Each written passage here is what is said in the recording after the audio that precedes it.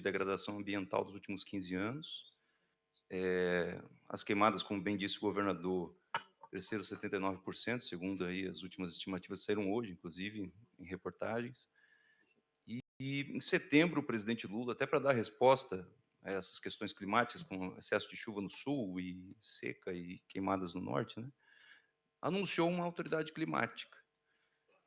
Até hoje ela não saiu, e aí eu queria perguntar para a senhora, primeiro, se essa é uma melhor solução para enfrentar esse tipo de discussão, e se a senhora teria também a mesma paciência e perseverança que a ministra Marina Silva tem hoje de acompanhar essas discussões que muitos dizem que é muito mais burocrática do que no ritmo da urgência que o planeta precisa. Bom, eu vou responder de maneira muito elegante. Eu acho que a percepção, ou as percepções sobre esse assunto são, no mínimo, desfocadas. É preciso colocar outras lentes e entender. São 3 temas relacionados na sua pergunta. Primeiro, o modelo de governança climática do país. E o pressuposto de que a questão de clima é uma questão de desenvolvimento. Se ela é uma questão de desenvolvimento, você tem que ter uma governança climática federal que dialogue do ponto de vista federativo e que tenha uma visão de coordenação, tá, e de proposição de políticas, tá, não só públicas, mas também de capacidade, que a gente fala em inglês, eu vou ter que falar em inglês porque o sentido é diferente, do climate politics. O Congresso não é só a legislação. A relação com o Congresso da brasileira é sobre política de clima. Vou dar um exemplo. Se você pegar os números, acabei de ouvir, 73% das emissões do Brasil estão associadas ao uso da terra, sendo que 50% disso vem associado ao desmatamento, ou 45%, que seja, o que está reduzindo, e o resto associado à atividade econômica formal da agricultura e da pecuária. Quem lê os dois juntos, coloca a agricultura e a pecuária como atividade junto com o crime. É só isso. Aí a reação dos governadores, Mato Grosso do Sul, etc., ficam indignados, e tem que ficar indignado, o produtor fica indignado, porque ele não é criminoso. Mas a leitura que é colocada por alguns atores da agenda é de que você lê o número fechado. E isso implica na demanda de uma nova narrativa, por exemplo, sobre a agricultura tropical brasileira, ou a polarização em torno, por exemplo, dos combustíveis do futuro. Estou pegando um exemplo de como é que a governança climática, se ela não é só associada à questão do desmatamento, à questão ambiental, ela vai ser lida e tratada, e o Brasil providenciaria uma nova narrativa, não de convencimento, mas de mobilização e de pactuação nacional no país. Não tem sentido uma disputa entre meio ambiente e agricultura. Aliás, nós conseguimos esse grande acordo político na época do Código Florestal, que depois fizeram, depois perderam, e agora estão atrás, de novo, do CAR, etc, etc. Então, é preciso ter um entendimento sobre governança climática associado ao desmatamento. A segunda coisa é que, sim, a governança climática, uma parte ambiental. E essa parte ambiental requer um aprimoramento da gestão ambiental pública, uma relação mais eficiente. Eventualmente, você pode ter uma instituição dedicada a isso, que não seja só o IBAMA controlando e fiscalizando.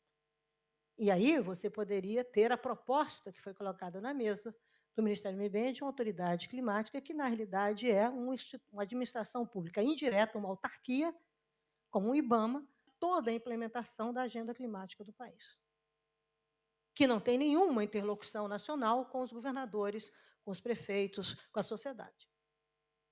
Tem que ter comando? Tem. Então, por isso que eu falei que eu vou ser elegante. Não é a questão de ser fake ou não é fake. As tensões, ou que é uma questão burocrática. Há possivelmente um pouco debate na sociedade, tá, para entender a demanda de uma governança renovada, a importância do Ministério do Meio Ambiente e de Mudança do Clima, porque essa foi a decisão deste governo de colocar as duas coisas, e como é que esse ministério tem que avançar, tá, na sua relação intragovernamental do ponto de vista federal e nacional. Ele é suficiente? Como é que o modelo de gestão, uma comissão interministerial com 28 ministérios, do terceiro escalão tomando decisão? É isso? Então, o Brasil não discute o Brasil. E fica depois vocês me perguntando sobre autoridade, não sei o quê. E, olha, eu fui também, eu vi que a figura... O presidente Temer saiu, mas eu nem rábula sou. A autoridade do Brasil, autoridade administrativa, não existe no direito administrativo brasileiro. Isso é um jargão internacional da autoridade nuclear. Então, acho que a gente também tem que respeitar, tem que conhecer, propor coisas efetivas, porque não tem mais tempo para errar, como foi dito pelo presidente da Febraban, tá? Inclusive nessa área. Então, acho que o debate tem que ser colocado, o Brasil tem que tomar decisões importantes, se vai ter uma autoridade na área ambiental, se vai ter um mecanismo de coordenação, são decisões que todos nós devemos estar engajados, todos, entendendo como é que isso depois reflete no subnacional e entendendo como é que a gente determina uma relação mais eficiente entre sociedade e Estado. Agora, até agora, para mim, tem muita fumaça, tá? Tem muito blá blá blá e pouca efetividade do ponto de vista do debate político. Aí a Muito gente obrigado, amadurece. ministra. Vou passar a pergunta para a plateia, por favor. Kennedy.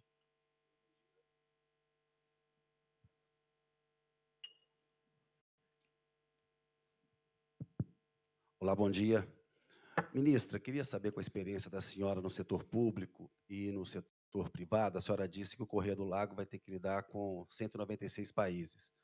O que a Vale, empresas como a Vale, devem querer da COP30 e o que o poder público, governo federal, devem querer da COP30? Acho que há coisas em comum, mas há também visões separadas. Então, como representante da Vale, eu gostaria de ouvir da senhora, no detalhe, na prática, o que a nossa empresa deve querer da COP30. Bom, eu acho que ela deve querer sim, tá? O próximos 10 anos, ter um ambiente internacional e nacional que favoreça a sua competitividade e o seu papel na segurança climática do planeta, porque a Vale é um dos maiores provedores de minerais críticos e estratégicos do mundo, e com inovação e competitividade. Agora, para isso, a COP, como eu disse, tem uma agenda oficial, internacional, que você não vai discutir a mineração, não está lá, isso é mandato da COP. Tá? Mas o Brasil tem que construir a Agenda Brasil de Clima, que não é a agenda do que nós vamos colocar de metas, e vai construir o plano clima, o plano de transformação ecológica, etc. É o que vai ser pactuado. Qual é o papel da mineração? Eu preciso ter uma política nacional de minerais críticos, está lá no Congresso. Isso precisa estar aprovado, como foi aprovada a questão de combustíveis fósseis? Isso precisa estar regulado, o governo dizer que vai funcionar assim, como é que você vai resolver o problema das lavras, que as licenças, permissão de lavra, etc, etc. Como é que é o debate envolvendo território indígena? Não vamos discutir isso agora, vamos discutir depois. Isso precisa ser organizado e ter uma agenda pactuada no país, tá? Entre o governo brasileiro, quando eu falo, envolve legislativo, executivo e judiciário. Tá? E entendendo também, aproveitando os cenários internacionais, e aí, quem tiver como negociador-chefe do Brasil no Itamaraty, que não é o embaixador Correio do Lago, vai ter que fazer essa costura do ponto de vista dos interesses internacionais e nacionais do Brasil. Por quê? Porque o setor privado faz cooperação internacional, e cooperação internacional não se limita à política externa, estrito senso, como no passado. O mundo mudou. Então, eu acho que o setor privado deve se mobilizar, os setores econômicos, entendendo com seus pares aqui e lá fora, e entendendo mais o que a gente quer, e pactuar com o governo, leve ao Palácio do Planalto. Não dependam só dos ministros. Sabe, esse país também é nosso. Tá? E acho que assim você consegue entender o pós-COP, como é que a gente começa de 2025 a 2030 e seguimos adiante. Isso passa por uma ambição nossa de como é que o Brasil vai lidar mesmo com as contradições de curto prazo. Um país que exporta petróleo e, ao mesmo tempo, é um campeão em renováveis. Alexandre, eu vou Eu aproveitar. queria Então, agregar eu ia um fazer comentário, exatamente né? essa pergunta, então, para Obrigado, você agora. obrigado, Kennedy, pela pergunta. Não, eu queria ressaltar que a COP30 precisa ser um ambiente de negócios, ela precisa ser uma COP de negócios. E está certo, ministra, que nós não vamos discutir propriamente como uma das pautas, porém, na medida em que nós falarmos de negócios que ajudem a chegar nos objetivos, aí você integra a mineração, inclusive o exemplo brasileiro da mineração e muitos exemplos da indústria e dos setores que ajudam no fator sustentabilidade.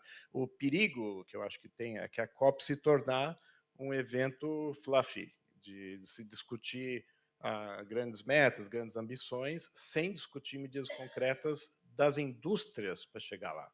Porque a questão de sustentabilidade é um tema não apenas da sociedade civil, um tema da indústria, dos vários setores. E a gente, às vezes, esquece, ao discutir sustentabilidade, que é da indústria que vai nascer a solução. Então. Bonin, por favor, uma pergunta. Minha pergunta para o governador. Governador, o Estado é pioneiro nessa discussão de mercado de carbono, né? E enfrenta, imagino o senhor como chefe do Estado, um certo distanciamento quando as discussões vão para Brasília, porque você olha para o Congresso, tem ali muita gente, às vezes, discutindo temas que não tem nenhuma relação com a ordem do dia do país, voto impresso, enfim. Eu gostaria que o senhor pudesse falar um pouco como é que ser governador e precisar procurar gabinete de ministro, do presidente da República, deputado, senador, para tratar desses assuntos importantes que o Estado já está tocando, mas que nem sempre em Brasília a gente tem a atenção devida. Olha, esse ano nós já discutimos legislação direcionada para esse mercado do carbono. E estava sendo feito à margem do que discute os estados. E nós partimos, através do nosso representante, que é o governador Helder, que é o representante do consórcio da Amazônia, nós fomos para dentro da discussão. E fizemos alinhamento para que os estados tivessem autonomia também nessa venda. A discussão ambiental passa pelos estados. A Amazônia, neste momento, é foco da discussão ambiental no mundo, porque nós vamos sediar daqui a pouco a COP, e nós temos que estar inserido nessa política. Nós não podemos chegar na COP totalmente fora das leis ambientais. Nós temos que estar dentro desta agenda, entendendo. Por exemplo, eu vejo, a gente anda nos países europeus, aí os rios, claro, a gente vê muito mais nas zonas, nas regiões urbanas, que não tem nenhuma proteção. Com floresta não tem mais isso.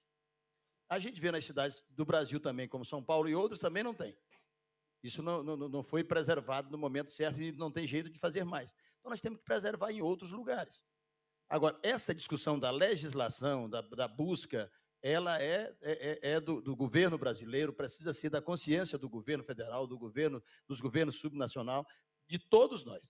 Se nós tivermos essa preocupação, nós temos essa tratativa com as empresas multinacionais que querem fazer os investimentos nos estados.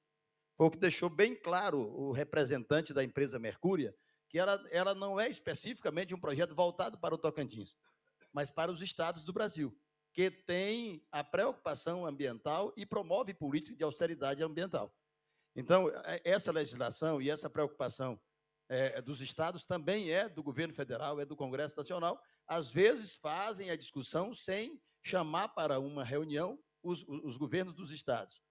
Eles já fizeram isso no princípio, nós chamamos a atenção, fomos para dentro da discussão, criamos uma comissão de debate, de discussão permanente com o Congresso Nacional e realizamos e fizemos a modelagem da lei para ficar melhor para os estados.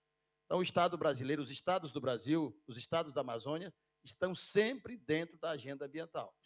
E a gente sabe, eu falava agora há pouco, e às vezes as pessoas pensam, quando a ministra falou, o maior percentual de favela não é no Rio e São Paulo, são nos estados do extremo norte do Brasil, onde as pessoas moram em cima, dentro dos rios, nas suas palafitas, e essa é uma preocupação da COP30, de observar de que maneira essas pessoas vivem. Nós não podemos proteger sem dar lugar da ocupação para essas pessoas, de maneira que elas estejam inseridas na preservação ambiental. Se elas estão morando lá e nós estamos tendo mudanças de comportamento ambiental nessas regiões, alguma coisa está acontecendo. Então, esse é o cuidado que o Tocantins e a Amazônia e o Brasil e o mundo precisam ter. Alexandre, a Vale está sendo julgada em Londres agora por um acidente na barragem, se não me engano, de Mariana, né? Mesmo depois de ter chegado a um acordo na justiça brasileira, né? Como é que a empresa encara essa situação de ser julgada em Londres por algo que aconteceu no Brasil, e sendo que a justiça brasileira ela já deu uma decisão a respeito? Quanto tempo eu tenho para responder? Em 2 minutos, tá? Tá, não, muito rapidamente. Tá. O acordo que nós fizemos em Mariana, que é um acordo global, como eu comentei, teve muito ajuda até do STF, do ministro Barroso, para a consecução final. É um acordo abrangente que oferece oportunidade para todas as vítimas, as pessoas que sentem que não foram, de alguma forma, já compensadas, elas aderirem a um acordo e receberem uma compensação. São essas as pessoas que estão na ação de Londres. Então, nós entendemos que a ação nossa, o acordo que nós fizemos, esvazia a ação de Londres, porque oferece a oportunidade para a pessoa atingida vir fazer um acordo conosco no Brasil rápido, efetivo, com segurança jurídica. A discussão de Londres ainda tem muitos anos para frente para quem quiser continuá-la. Então, nós esperamos, acreditamos que ela vai se esvaziar. Está passando agora a primeira fase, vai ser julgada até junho.